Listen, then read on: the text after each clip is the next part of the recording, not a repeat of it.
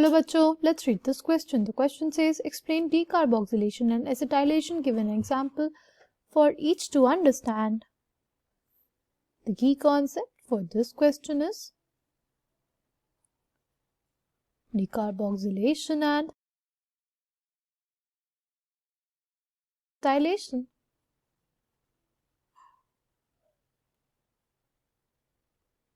सबसे पहले देखेंगे हम लोग what is acetylation. ठीक है, देखो acetylation is basically replacement of active hydrogen of alcohols, replacement of active hydrogen of phenols, alcohol, means. ठीक है, with किससे रिप्लेस हुआ है? एसिटाइल ग्रुप से. Replacement of active hydrogen of phenols, alcohols, amines with acetyl group. Acetyl group कौन सा होता है? Acetyl group is ये COCH3 का group, right? Replacement of active hydrogen of phenols, alcohols, amines with acetyl group is known as acetylation. Is known as acetylation.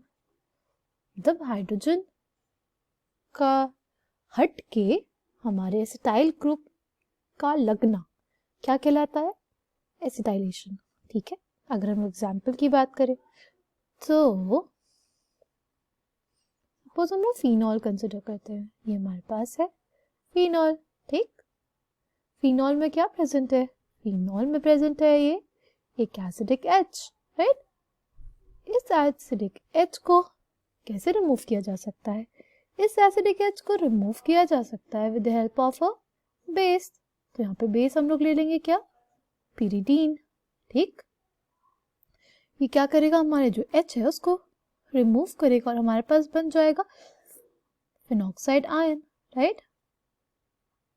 अब ये जो phenoxide ion बनेगा उसके साथ हमारे एसिड क्लोराइड जो है वो अटैक करेगा, रिएक्ट करेगा, राइट?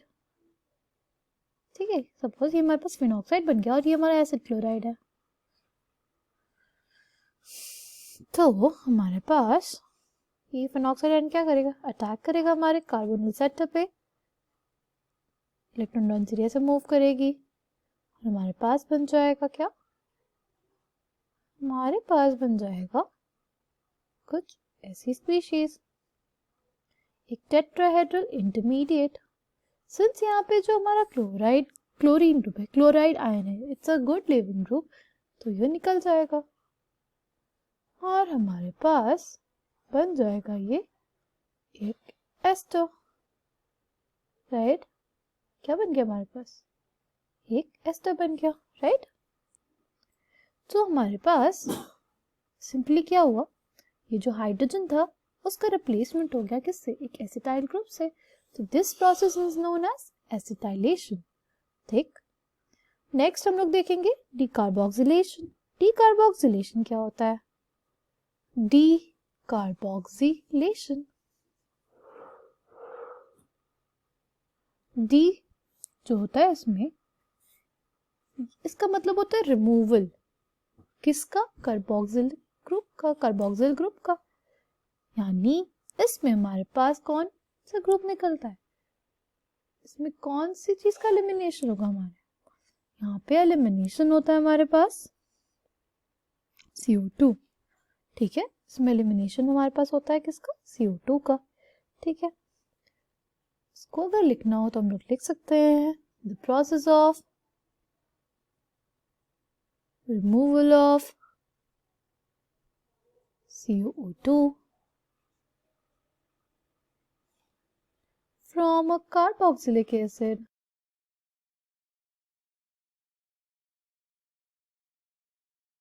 called decarboxylation. ठीक है, अगर हम लोग बात करें, जैसे हमारे पास है कोई एसिटिक एसिड, राइट, अगर हमने उसको ट्रीट किया NaOH और CaO के साथ, तो पता है क्या होता है, तो हमारे पास जो CO2 है वो निकल जाता है और बनता है हमारे पास मीथेन और Na2CO3. ठीक है, हमारे पास क्या बना, मीथेन और Na2CO3. ठीक है, the process of removal of CO2 is known as decarboxylation. ठीक है, कार्बोक्सिलिक एसिड से हमारे CO2 का निकलना is known as decarboxylation. I hope आपको ये बात समझ में आई हो कि acetylation is introduction of CH3CO group by replacement of active hydrogen of phenol alcohols amines. ठीक, और decarboxylation is removal of CO2 from carboxylic acid. I hope you understood it well. Thank you and all the best.